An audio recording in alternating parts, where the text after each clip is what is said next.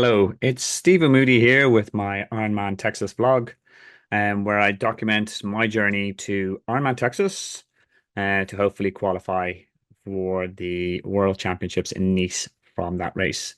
Now, just a caveat, this is not my normal coaching channel. If you want that content, race reviews, that's over there. But this is more real warts and all documentation of the struggles of an age grouper. Yes, you might be a full-time coach, but his struggles to achieve his goals, and which is needing to get under 10 hours in Texas in Woodlands in April 26th. It's my third vlog on this. The first one I discussed was goal setting. The second one discussed was nutrition or weight management. And this theme is about motivation, which is something that we all struggle with. And it can be ebbs and flows. And I'm going to talk through my own personal struggles and what I'm doing to make sure that I remain motivated to hit that big, scary goal. So let's get to it.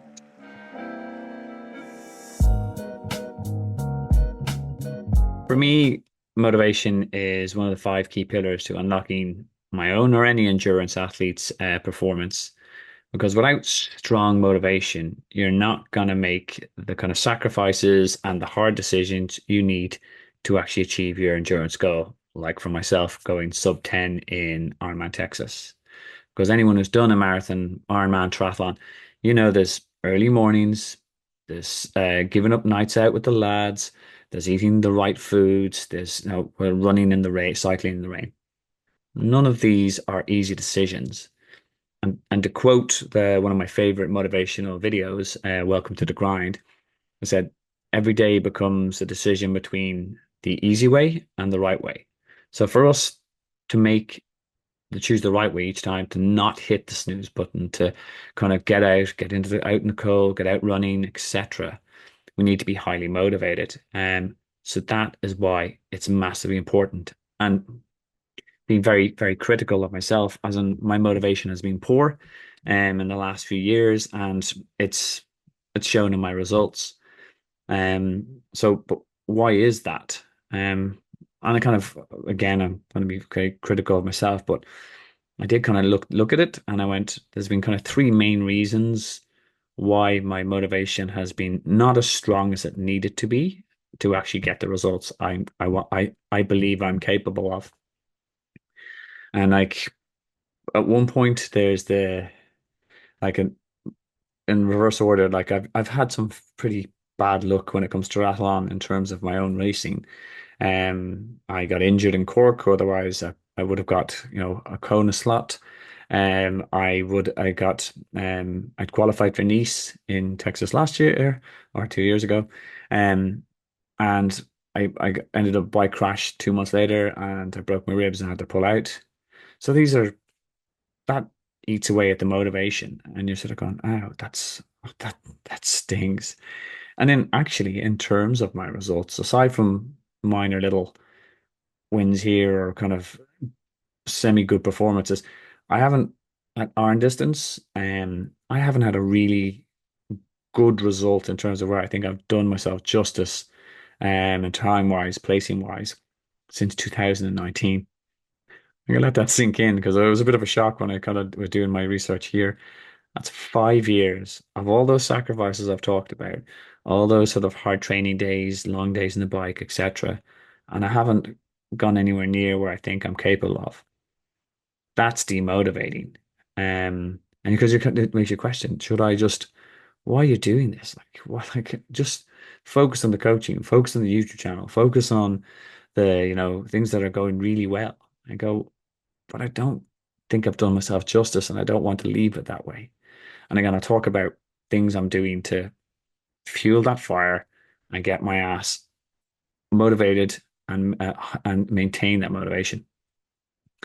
And then the other really important aspect, which when I was looking back at it, and you have to be honest here. I've had a lot of really hard life events in the last 4 years. Um, one of which is I lost my mum, who was an absolute world to me. And she passed away during COVID, and that is a gut punch, and it takes a part away from you, which you used to look forward to telling her results. She'd think you were mad, but like, it was very motivating to kind of tell her like, what you'd done and what you're doing. So that was a gut punch, and I'm still getting over that. Other stuff. I left a cushy corporate job, and now I take on the risk of running a small business. I keep on adding risk into it, as in like investing time and effort into a YouTube channel that may or may not take off. It is going well, but like it's still risky. It's another layer of time against taking out of your own kind of whatever amount of hours you have a week. Um, Financially went through a bit of wobble there, especially when COVID, as in like, when training plan sales slow down, coaching slows down, you go, wow, I've really put us in a precarious situation here. Now we're through the side of a lot of those things, but again, that ekes away at your motivation. And now I think, being very honest, I'm at a point where I deserve a good racing year. No, no one, sorry, no one deserves a good racing year, but I'm in a position to to put together a lot of things I know that will help me have as good a racing year as I think I'm capable of. So yeah, okay, so that motivation is important. I've been poorly motivated. So what are you going to do about it? Well, that's the next section. Okay, so my motivation has been poor to date. But is that time to panic? No.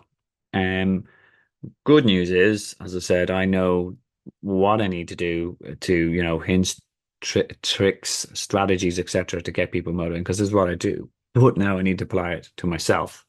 I also talk about these in my Monday motivations, which are the vlogs I release to my guys, and in terms of what we talk about, having B goals, having measuring, accountability buddies, etc. So I need to start eating my own dog food, and get my own ass motivated. And I've started to do it, as I said, just a quick check-in for those who are watching the other vlogs.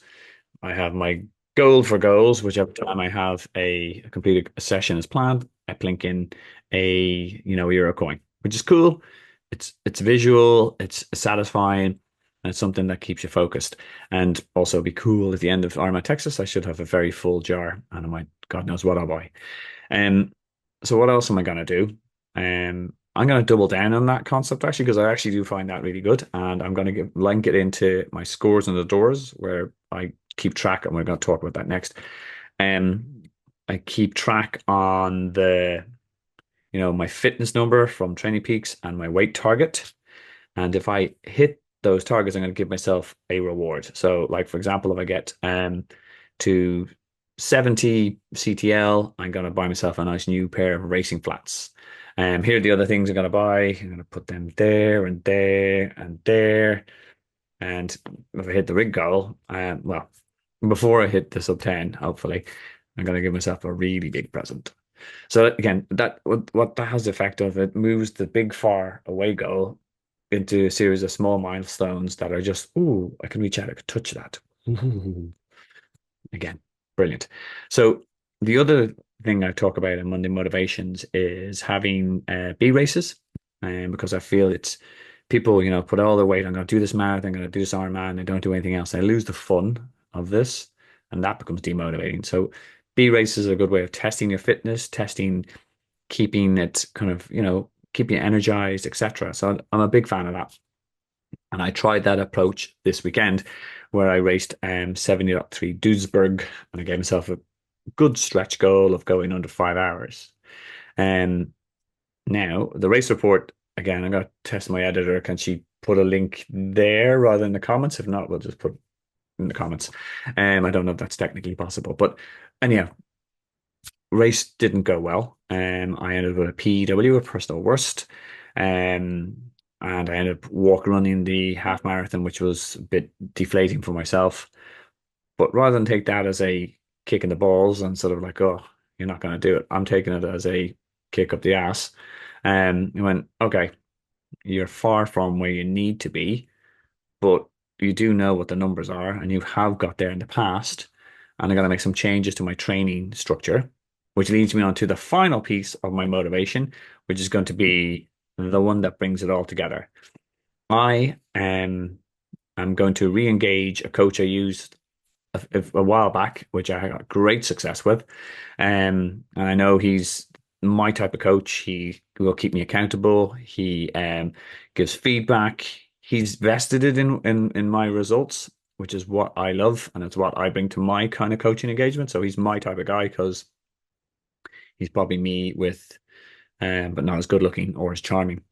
But I shall reveal the identity of the coach in the next video because I need content for the next video. And we're going to talk about the training. What does this mean? How do we start getting those numbers up? How do we get myself closer to my new set of racing flats, etc.?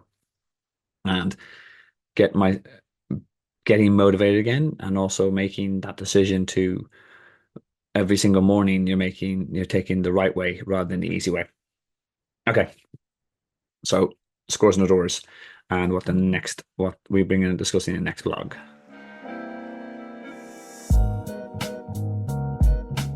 Okay, so scores and adores, where I check in and I kind of keep an eye out of metrics or numbers that will measure my fitness and kind of my weight, which also is a key element of me getting sub 10 in Texas.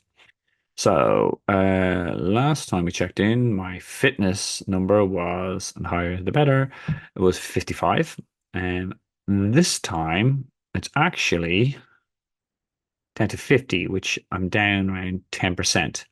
So does that mean I'm just it's all falling to pieces? Well, no, not really. And the reason why it's gone down, I'm not going to panic, is I did that swim camp in Spain where I didn't get to do an awful lot of cycling or running. So my fitness number down. And then also I'm on a recovery week after 70.3 in Duisburg. So anyone who knows Training Peaks, if you take more than kind of 2, 3 days, your CTL does take a bit of a nosedive.